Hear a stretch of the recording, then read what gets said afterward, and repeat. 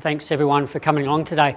I spoke for the next step maybe 2 or 3 years ago in Christie's Beach. So known Rich for a little while now, and we catch up probably not as often as what we should, but and so Rich asked me to come up here and speak to you and share my story again today. So, and look, my story is my own lived experience, and I think, you know, for anyone that's gone through something significant, you know, it does shape who you are, and you know, in my case, certainly, you know, put me on a totally different trajectory in life, like for the better. But you know, it's just unfortunate, and you'll hear today, you know, there is an element of shame that I carry around, you know, the fact that it took something as significant as what I'm going to share with you today for, you know, for me to, you know, become a better person, you know, better partner, better father, better mate, better work colleague. But, you know, we're all here to grow on this earth, and so this is a picture of my wife, Mel, and my 2 daughters, Claudia in the middle and Logan on the left. Unfortunately, they were in a car accident a number of years ago. At the time of the accident or crash, we were living up in the Adelaide Hills. We had a small 5-acre property just outside of Mount Barker. My wife worked at the school where my 2 girls went to. It was nearing the end of the Christmas school holidays, and we had just been on a family holiday. We'd been on a houseboat with some close friends for 10 days. Had come back on the Sunday afternoon. We'd actually brought back a little friend of my oldest daughter, her name was Georgie, to come and stay with us for the following week. We got back quite late this Sunday night. Boat in tow. We unpacked the boat, unpacked all the car, so it was probably about 12:30, 1:45 by the time everyone finally got to sleep. The next day was my first day back at work, back in the city. I got up quite early, shower, had my breakfast, got dressed, and left this particular morning without saying goodbye to anyone.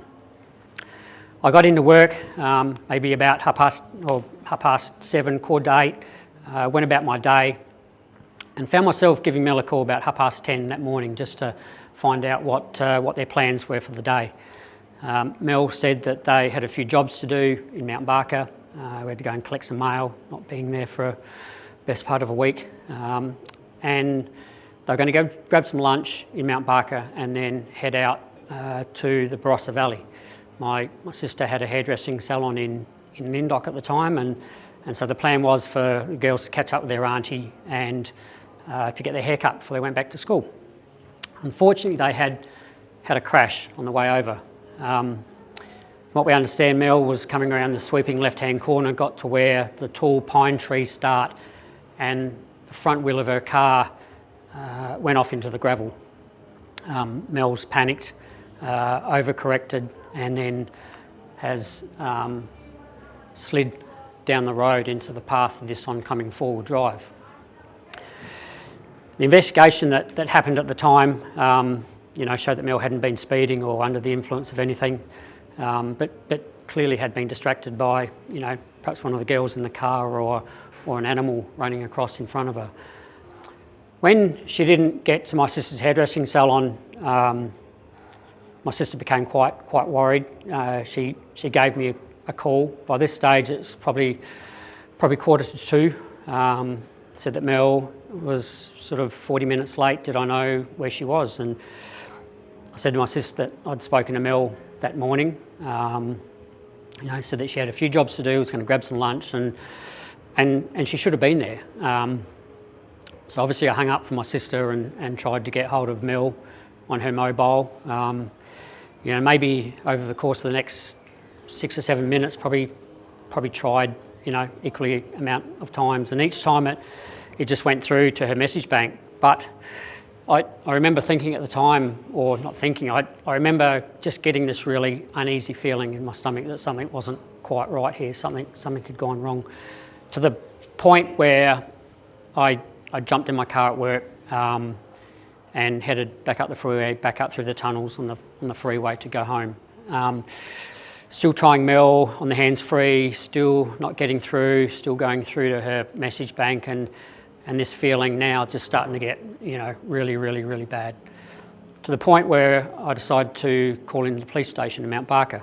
I remember walking in, feeling a bit silly, to be perfectly honest. At this stage, Mel simply hadn't turned up to an appointment and wasn't answering her phone. No big deal, but it just seemed so unlike Mel, so out of character. For she was one of these people who would religiously ring ahead if she was going to be late. If she had to cancel, she would always ring to say, sorry, can we reschedule?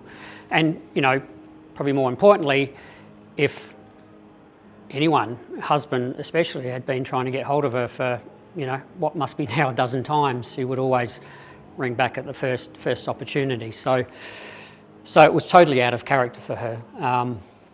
So I explained the situation to a lovely police officer behind the counter. She went out the back, came back about 5 minutes later, said that she couldn't help me, but there were 2 police officers who were out on patrol. Be back soon, sit down, they'll be able to help. So I did. Maybe 10 minutes I was sitting in this waiting room and noticed these 2 coppers walking up towards the glass front door. One of them in his early 50s, the other one in his late 20s, and I think at that point I knew that something had happened. Their body language, look on their face, suggested that they didn't have some very good news to tell me. They walked in, pretty much walked straight up to me, asked me my name, asked me to come into an interview office, sat me down, said that there'd been a crash and that there'd been a fatality. At this point in time, there's like a million things going on in my head here, like who's died? Is it Mel? And how do my two daughters grow up without a mum? Is it one of my daughters? And how does Mel cope or go on knowing that she's potentially caused a crash that's killed one of her own children? Or is it Georgie, the little family friend? And how do you go back and have that conversation with her mum and dad? I remember asking who had died, and it was then that they said that all 4 had died in this crash. I still, after all these years, I still find it really emotional talking about it, but I can't seem to adequately put into words what that is like when a perfect stranger you've never met before has literally changed your life forever. It's really hard to find the right words that actually does that justice. My sister arrived at the police station about an hour after that. Really emotional time. She was the first family or friends or anyone that I'd spoken to or seen since I'd heard the girls had passed. She felt bad because the girls were going to see her, but grieving as well. She just lost her best friend in Mel and 2 nieces. Major crash arrived shortly after that, doing their best to try and explain what had happened, but with all these situations, their priority is to investigate the crash, but then get someone to make a positive ID of those that have passed away. So they asked me to come down to the morgue in the city, which I did. My sister drove me down. I remember walking in to the morgue in the city and being asked to go into another interview office where probably for the next hour I simply just had to a perfect stranger explain and describe my family that had died. So they're wanting to know things like their age, their height, their weight, colour of their hair, the length of their hair, colour of their eyes, birthmarks, clothes that may have been wearing that day, jewellery that they would have had on, any bit of information that would help make a positive identification to perfect strangers that were trying to do that. As I said, that sort of took about an hour. I was asked to go back out and sit in the waiting room with my sister, which I did, and for the next 15 or 20 minutes sort of try and wrap my head around what had happened, but what I knew that I'd have to go and do. I was asked to go into another little room. It was a really, really small room, no furniture. There's a window on one side with a curtain on the other side of the window. I was asked to go up to that window. There's someone that pulls the curtain across, and there's a trolley in front of the window. In this case, Mel, my wife, was laying on it with a sheet over her face. That person pulls the sheet back just below her chin. He asked to make a positive identification. They pull the sheet back over her face, pull the curtain across, and go out in the waiting room and wait for another 15 minutes.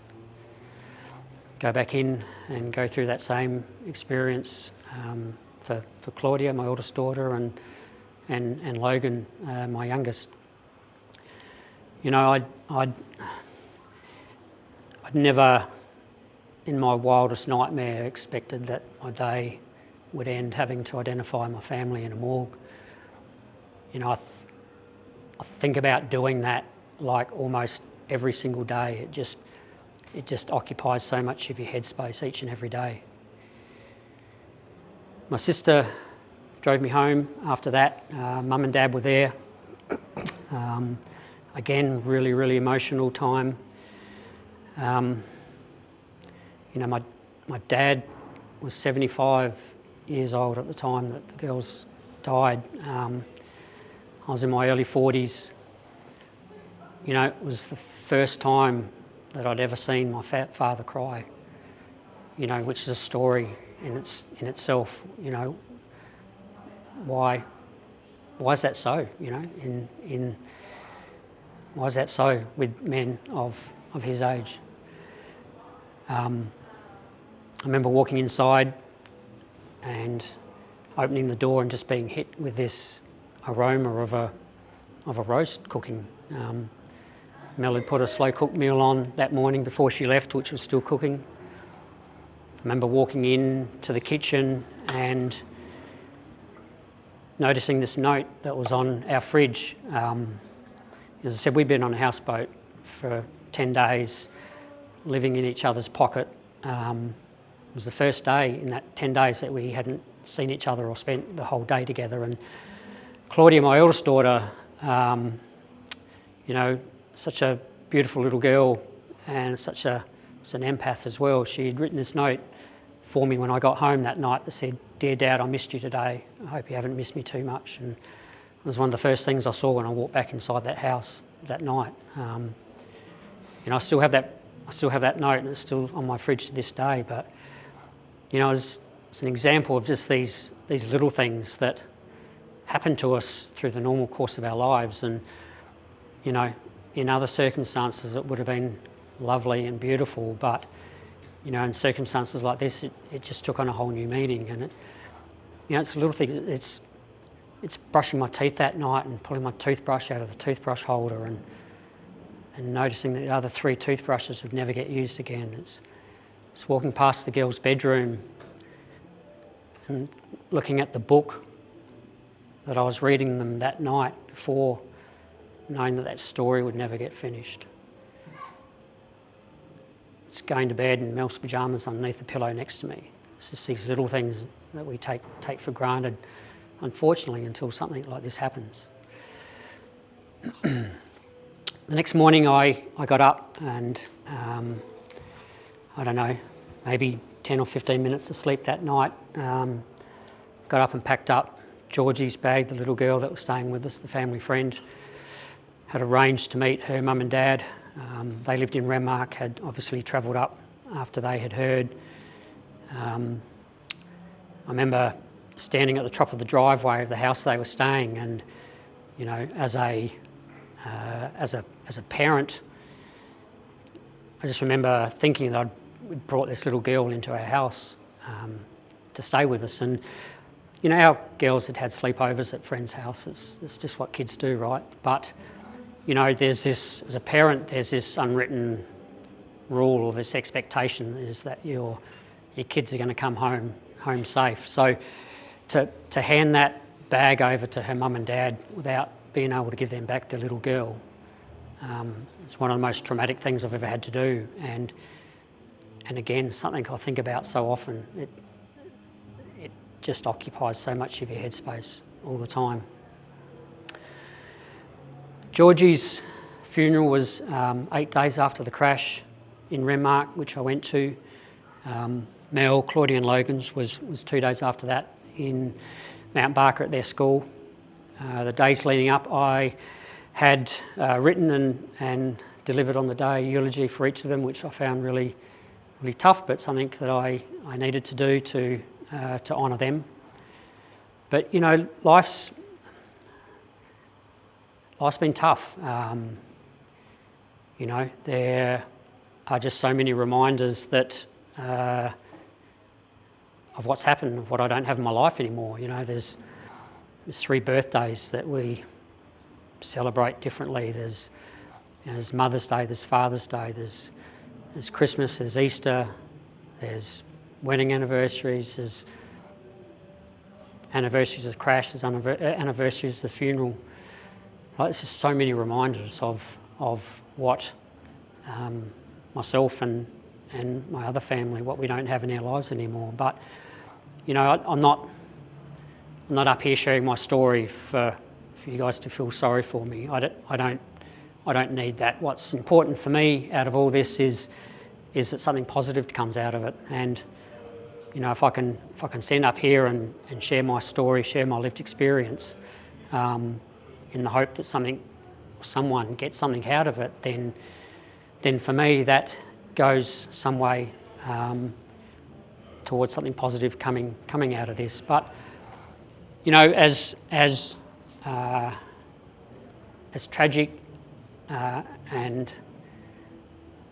of that particular trauma, I think the worst part for me came in the weeks and months after that. You know, I was fortunate enough to have a lot of family and friends around me after that, but you know, with everything, people's lives just need to go back to normal, and people leave. I remember, you know, I lived in the house for about 18 months afterwards. I remember I'd come home, or try to come home from work, and I still worked in the city, and you know, I found myself driving around at 12:30 at night.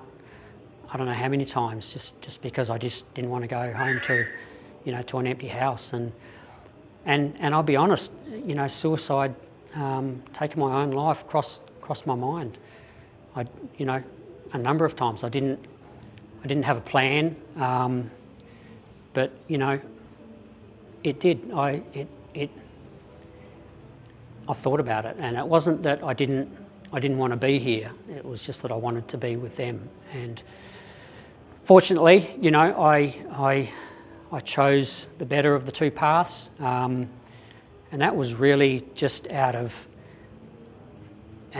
not wanting to let the girls down, not wanting to disappoint them. You know, I knew with all my heart that that's not the path that they would have wanted to, you know, for me to take. So, you know, I think one thing that helped me get through was resilience. And you know, I think for the most part, I sort of navigated this without any real clear knowledge of why or how I was doing it. It was simply something that had been modelled to me by my mum and dad, you know, with various challenges in life that they had. And you know, I lived in a culture that at the time that, you know, a male living in a country town, you know, the culture was when you got knocked down was dust yourself up, get off, you'll be right, move on, which is great. But you know, there becomes a time where that doesn't help you, and you need to reach out to community and reach out to friends. But I think part of what helped me was actually understanding that loss happens, trauma happens to people. Everyone here at some point in their life is going to have some sort of traumatic experience through the loss of a loved one. And for me, I guess what that helped me not to feel was I didn't feel like a victim, and that was really important for me. The other thing that I found that I did was I didn't get hung up on the things that I couldn't influence or couldn't change. So, I accepted really quickly that they were gone. There was absolutely nothing that I could do to bring them back. But what I could do for myself is I could control how I was in the world and how I managed it. The other really positive thing around resilience, I think, is actually being able to ask yourself, is what I'm about to do going to be good for me, or is it going to be bad? Do I sit in a corner and drink that bottle of scotch, or do I get up and go for a run instead? So, for me, that really helped. I think also, one thing that I did have is I did have a lot of hope that life was going to be better. I found it really important to have just these little goals, and a goal one day might be as simple as getting out of bed. Having a plan, having people to help you execute that plan. But I think more importantly, having that self-belief that you're actually got the capacity to actually execute that plan as well. This is something that I feel really strongly about. I didn't show any emotion out in public to anyone, not even my family. I didn't even cry at the funeral. I had done a whole lot of crying by myself leading up to that, but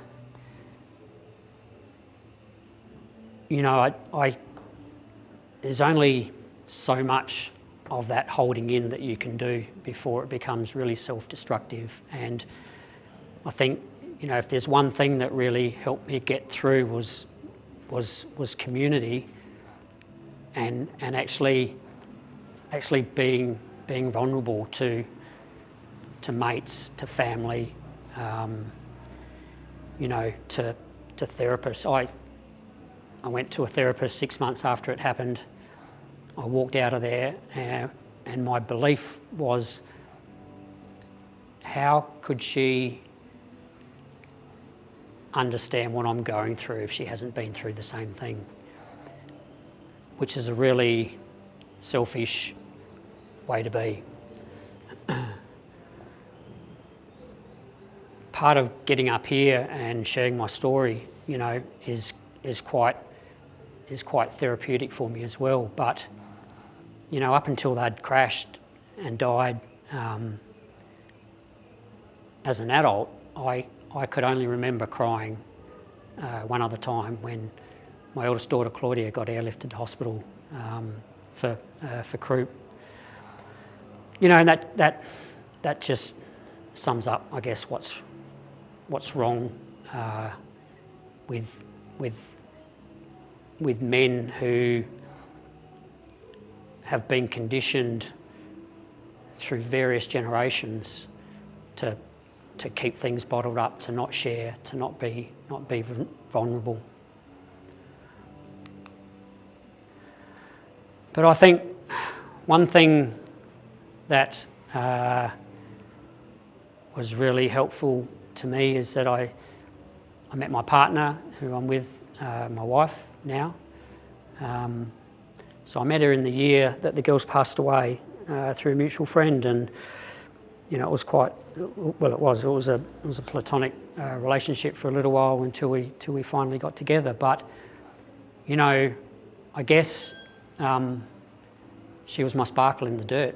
So, you know, she was really pivotal in helping me get through this.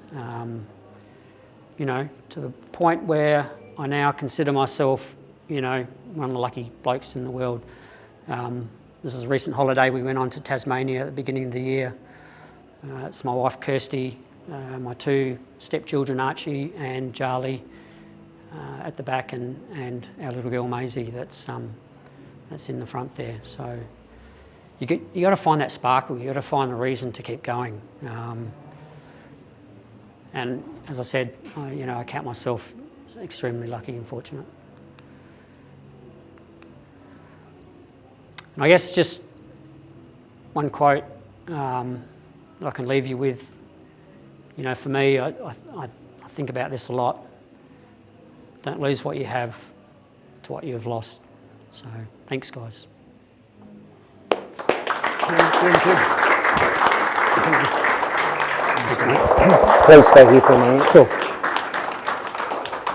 Happy to take some questions. Yeah, Happy yeah. to take some questions too if you've... Can we just, thanks again, Kym. Like, one of the things he said there was, you know, him sharing his story. He hopes at least someone or one of us in this room take something away from that today.